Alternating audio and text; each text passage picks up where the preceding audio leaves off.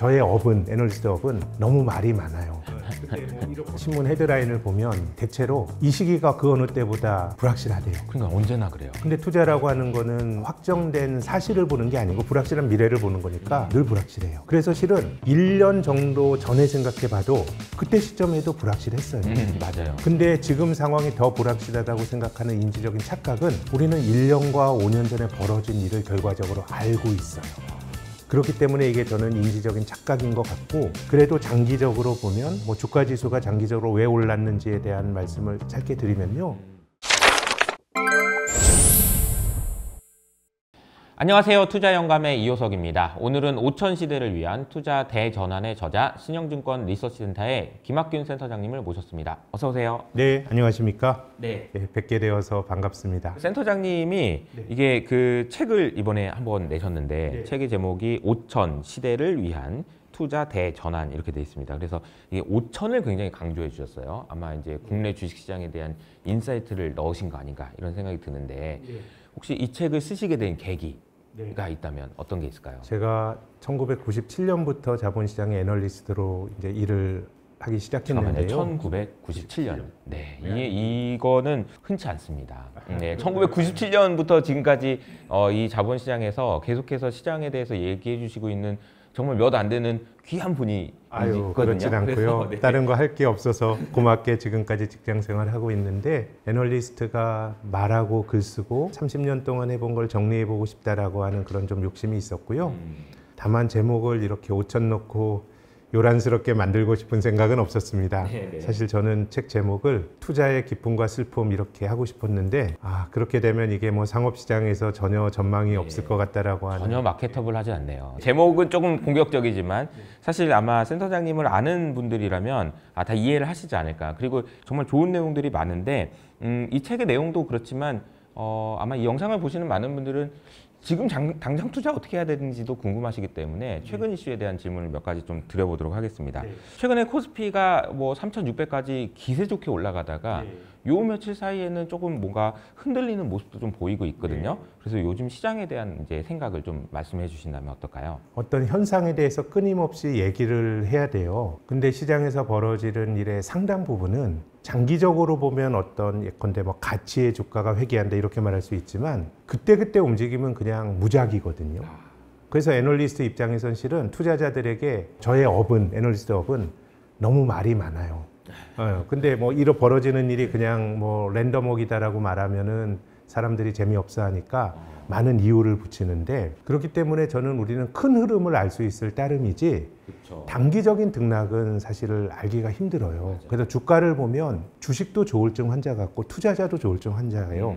주가 떨어지면 세상이 망하는 것 같다가 다음날 조금만 올라도 세상이 바뀌어 보이기 때문에 제가 뭐 이제 그 워렌 버핏을 비롯한 가치 투자자들이 시장은 미스터 마켓이고 이걸 알려고 그러면 안 된다라는 주장들을 했는데, 저 역시도 뭐 지금 너무 단기 등락에 연연할 필요는 없는 것 같고, 강세장의 특징은 많이 오르고 조정은 조금 받는 거거든요.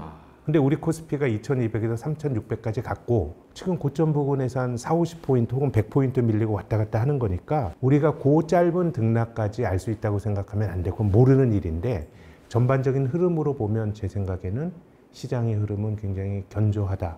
상승세가 이어지고 있다. 이런 평가를 내리고 싶습니다. 네, 말이 너무 많다. 이 말이 정말 인상적이네요. 이게 사실은 할 말이 없지만 물어보니까 말을 하는 것 같긴 한데 솔직히 그게 본질이 아닌데, 그러니까 큰 흐름에서의 중요한 흐름은 있는데 그 안에서는 오늘 왜 오르는지 내일 오르는지 이거는 되게 중요하지 않은 것일 수 있다. 그렇다면 지금 시장에서 중요한 건 뭔가요? 주가 지수는 굉장히 강력한 복원력을 보여줘요. 사실 나는 살기 힘들지만 기업들은 상대적으로 뭐 내가 하는 장사보다 더 나을 수도 있는 것이고요.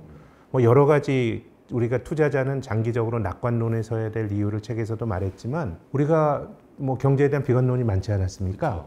근데 2000년대 들어서 코스피가 2년 연속 떨어진 적이 한 번도 없었어요. 한 해 떨어지면 그 다음은 복원력을 보여주고, 우리 미국의 S&P 500 지수도 2차 세계대전 80년 보면 한 해 떨어졌는데 그 다음에 또 떨어져. 이게 두 번밖에 없었어요. 그러니까 우리가 매일매일의 주가는 무작위고 또 한 해 하나의 주가도 올랐다 떨어졌다 하지만 실은 미국 같은 경우는 주가가 한 해 떨어지면 그 다음에 또 떨어지는 게 40년에 한 번 나타날 일입니다. 그래서 저는 투자자는 낙관론에 서야 되는데 네.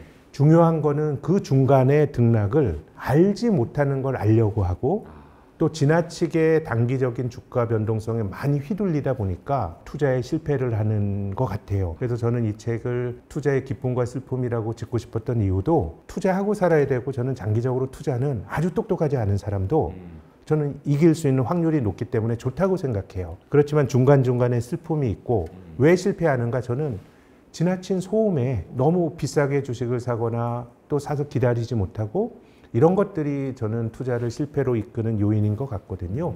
그래서 저는 지금은 투자자 여러분들께서 한 5년 동안 내가 투자할 수 있는 돈으로 투자한다. 승률 되게 높다고 생각해요. 위험 자산이 없는 사람은 나누어서 투자하면 주가가 떨어져도 상관없어요. 더 좋아요. 예, 적립식으로 투자를 하게 되면. 그래서 이런 식으로 시장에 접근을 저는 하는 게 맞고 주식 투자가 누구에게나 좋은 거는 그렇게 해도 뭐 엄청나게 뭐 주식 투자에서 팔자를 고친다 뭐 이렇게 말하기는 어렵지만 그래도 다른 거보다는 훨씬 역사적으로 낫다라는 말씀을 꼭 드리고 싶어요. 이렇게 이제 그 단기적인 그런 흔들림이나 아니면은 소음 이런 부분에 대해서 사람들이 흔들리고 투자의 실패로 이어지는 이유가 뉴스 키면은 언제나 지금 현재 시대는 어느 때보다 불확실한 상황입니다 라는 뉴스가 매일 똑같이 나와요.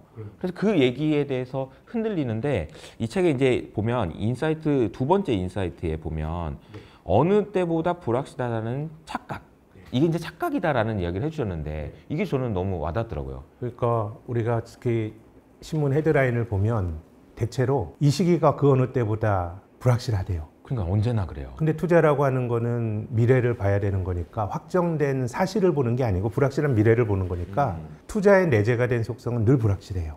그래서 실은 1년 정도 전에 생각해 봐도 그때 시점에도 불확실했어요. 맞아요. 근데 지금 상황이 더 불확실하다고 생각하는 인지적인 착각은 우리는 1년 전에도 불확실했고 5년 전에도 불확실했지만 우리는 1년과 5년 전에 벌어진 일을 결과적으로 알고 있어요. 그렇기 때문에 이게 저는 인지적인 착각인 것 같고 그래도 장기적으로 보면 뭐 주가 지수가 장기적으로 왜 올랐는지에 대한 말씀을 짧게 드리면요. 그냥 주가 지수는 경제 성장의 함수 같아요. 맞아요. 근데 경제라고 하는 게 웬만하면 역성장을 안 하니까 경제 규모는 커지니까 이걸 반영하는 측면이 있고 또 두 번째는 개별 주식을 사고 파는 행위는 전 전혀 다르다고 생각해요. 우리가 지난 10년 동안 보면 코스피가 오른 종목보다 떨어진 종목이 더 많고요. 상장 폐지된 종목도 200개가 넘어요. 나스닥이 작년, 재작년에 그렇게 좋았지만 나스닥에 상장된 종목 중에 오른 거 반, 떨어진 거 반이에요. 그래서 개별 종목에 대한 투자는 나쁜 게 아니고 내가 잘 아는 종목을 좋은 가격에 사야 되면 저는 굉장히 돈을 많이 벌 수 있다고 보는데 그건 난이도가 있어요. 잘 알아야 되고 지적인 소양도 필요하고 근데 제가 투자가 누구에게나 좋다라고 말씀드리는 건 시장에 대한 투자거든요. 시장의 인기주가 쇠하고 하지만 다른 종목이 올라가는 건 다 주가지수에 반영이 되는데 또 주가지수라는 것 자체가 승자의 기록입니다. 나쁜 것 빼고 좋은 걸 계속 갈아 끼니까. 그런 게 얼마나 좋아요. 그러니까. 네. 2008년 금융위기 때 AIG라고 하는 전 세계에서 제일 큰 보험회사가 부도날 뻔했어요. 그때 다우 30 안에 AIG가 있었는데 그걸 빼고 크래프트라고 하는 안정적인 관자 만드는 회사를 넣어요. 그리고 인텔이라고 하는 굉장히 훌륭한 회사가 최근에 좀 어려워졌잖아요. 작년 11월에 인텔을 빼고 엔비디아를 넣어요. 그래서 주가지수는 나쁜 게 배제가 되고 좋은 걸 끊임없이 갈아 끼다 보니까 제 생각에는 떨어지기보다는 올라갈 확률이 높은 거고 마지막에 지금 시장과 관련해서 좀 강조드리고 싶은 거는 중앙은행의 역할 같아요.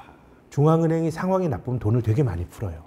이제 중앙은행이 결정하는 거는 이자율, 금리라고 말할 수가 있을 텐데요. 금리라고 하는 거는 돈을 빌리는 사람과 빌려주는 사람의 이해관계가 극단적으로 달라집니다.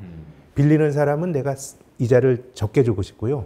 빌려주는 사람은 이자를 조금이라도 많이 받고 싶고 근데 돈을 빌려주는 사람 입장에서 이자는 뭐냐면 내 돈이 떼일 것에 대한 리스크를 이자율에 투영하는 거예요. 내가 쟤한테 돈을 빌려줬는데 저 사람이 못 받을 수도 있을 것 같아요. 그럼 이자를 높게 받는데요. 중앙은행이 생기기 전에는 경제가 나빠지면 돈 가진 사람이 돈을 빌려주게 되면 상황이 나쁘니까 당연히 돈이 떼일 가능성이 높잖아요. 그렇죠. 그러니까 과거에 중앙은행이 생기기 전에는 경제가 나쁘고 세상이 어수선한데 이자율이 높아지는 현상이 발생했어요. 그러다 보니까 경기가 한번 나빠지면 우리가 아는 상식은 중앙은행이 금리를 낮춰서 저금리로 가는데 이자율이 높아지니까 경기 침체가 수십 년 가고 그랬어요. 근데 저는 그래서 중앙은행은 자본주의가 발견해낸 굉장히 위대한 발명품이라고 생각하는데요. 그러다 보니까 뭐 중앙은행이 나빠지면 돈을 풀고 하니까 위기의 기간은 생각보다 짧고 회복은 강하고 특히 최근 한 십수년 생각해 보면 돈을 푸는 게 너무 많이 풀고 돈을 푸는 방식도 너무 직접적으로 뭐 양적 완화 또 뭐 질적 완화. 맞아요. 일본 중앙은행은 심지어 주식까지 사요. 맞아요. 그러다 보니까 이런 현상이 가치론적으로 저는 조금 좋지는 않은 것 같아. 실물 경제보다 자산 시장만 너무 좋은데 근데 우리가 투자자 입장에서 생각해 보면 이건 굉장히 유리한 환경인 것 같아요. 그래서 시장에 투자하면 시장도 급락을 합니다. 시장은 등락이 있지만 나쁠 때도 포기하지 않고 투자하는 기회가 저는 있다라고 생각합니다. 불확실하다는 착각에서 빠져나와야 장기적인 관점에서 투자를 할 수 있는데 말씀하신 대로 첫 번째, 경제라는 거는 좋아지는 관성이 있다. 둘째는 승자의 기록인데 그렇게 되면 얼마나 좋냐 그런 거고요. 세 번째는 중앙은행이 도와주는데 뭐가 걱정이냐 이렇게 생각을 해보면 좀 더 이제 장기적으로 볼 수 있는 내용이 아닐까 이런 생각이 좀 듭니다. 그런데 이제 비싼지 싼지도 좀 판단을 해야 되잖아요. 그런 관점에서 보면은 많은 분들이 아마 이제 그 센터장님도 많이 참고하시는 버핏 형님께서 만드신 버핏 지수라는 게 있잖아요. 그러니까 이 지수를 보면은 이게 200%가 넘었다는 얘기가 나오고 이게 뭐 버블이라는 얘기도 나오고 이게 좀 이것도 불안하단 말이야. 좋은지는 알겠는데 비싸다는 얘기가 나오니까요. 버핏 지수는 되게 직관적으로 좋은 지표라고 보는 게 제가 앞서서 경제는 장기적으로 성장을 해왔다. 주가는 이제 그 경제 성장을 반영했다고 말씀드렸는데 실물 경제를 가장 뭐 대표적으로 보이는 게 GDP잖아요. GDP는 실물 경제가 산출해낸 부의 가치고 주식시장의 시가총액은 금융시장에서 평가하는 가치거든요. 그래서 버핏 지수의 분자는 주식시장의 시가총액이 들어가고 분모는 GDP가 들어갑니다. 이게 올라간다라고 하는 거는 실물 경제보다 주가가 많이 올랐다는 얘기죠. 그렇게 보면 지금은 뭘로 봐도 실물 경제보다 주가가 많이 올라서 이게 버블이 아닐까라고 의심하는 게 저는 지극히 타당한 태도라고 보는데 근데 지난 10여 년 동안 자산 시장을 보면 사실 우리 주가 지수가 3,600인데 뭐 한국 경제 뭐 그렇게 썩 나이스한 게 별로 안 보여요.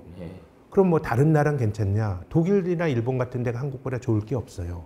근데 자산 가격이 올라가는 건 저는 결국 주가라고 하는 거는 버핏이 말한 GDP라고 하는 실물 경제, 이걸 펀더멘탈이라고 할 수 있을 테고요. 유동성도 중요해요. 동일한 자산이더라도 돈이 많이 풀리면 이 자산이 높은 가격을 받을 수 있거든요. 이제 뭐 올해 한화 이글스 응원하시는 팬들은 되게 신나셨겠지만 유현진 선수가 미국에서 뛸 때 연봉이 300억이었어요. 근데 한화에 와서 한 25억을 받는다고 합니다. 큰 돈이지만 10분의 1이 됐습니다. 그럼 유현진 선수의 펀더멘탈, 버핏 지수에 말하는 GDP로 보면 한국에도 10분의 1인데 그럼 미국에서 던질 때 유현진 선수의 볼 스피드가 뭐 10배가 나거나 체인지업이 뭐 10배 꺾이는 게 아니에요. 그 사람의 펀더멘탈은 비슷하지. 근데 미국이라고 하는 시장에서 유현진이라는 상품을 소비할 수 있는 시장의 규모가 크니까 유동성이 크니까 연봉이 10배 되는 것 같아요. 그래서 제 책에도 썼는데요. 버핏 지수로 보면 상당히 부담스럽지만 시장에 풀린 돈의 규모인 총통화, M2와 시가총액 비중을 비교해 보면 지금은 사상 최고치는 아닌 것 같아요.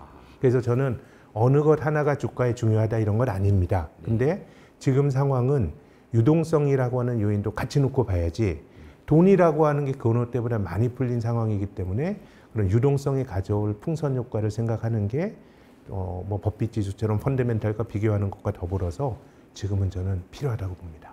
그러면은 조금만 더 이어서 한 가지만 더 질문을 드리면 책의 제목이 5천 시대를 위한 투자 대전환이니까 5천 언제쯤 가능할까? 한 5년 정도 생각하면 갈 수도 있다는 게 제 생각입니다. 디베이스먼트, 화폐 가치가 이거는 저는 이제 번역을 뭐 하락이라고 하지 않고 그냥 타락에 가까운 뭐 그런 거 아닌가. 그러니까 돈을 너무 많이 푸니까 이게 화폐 가치가 이거 쓰레기가 되는 것 같다. 그러니까 이제 금가격도 많이 올라가고 그 주가도 그냥 같이 올라가는 거 아닌가. 부작용에 대해서 우려하는 목소리도 있거든요. 네, 그럼요. 그래서 저는 이 사이클이 끝나는 거는 화폐 가치가 진짜 타락했을 때 끝날 거라고 봐요. 근데 화폐 가치의 타락은 다른 측면에서 돈 가치가 떨어지고 물건 가격이 올라가는 인플레이션이에요. 우리가 지난 10여 년 동안 주식이 비교적 좋았잖아요. 글로벌 시장은. 근데 주가가 조정을 받았을 때 2022년, 2018년, 올해 초 요 세 시기의 공통점은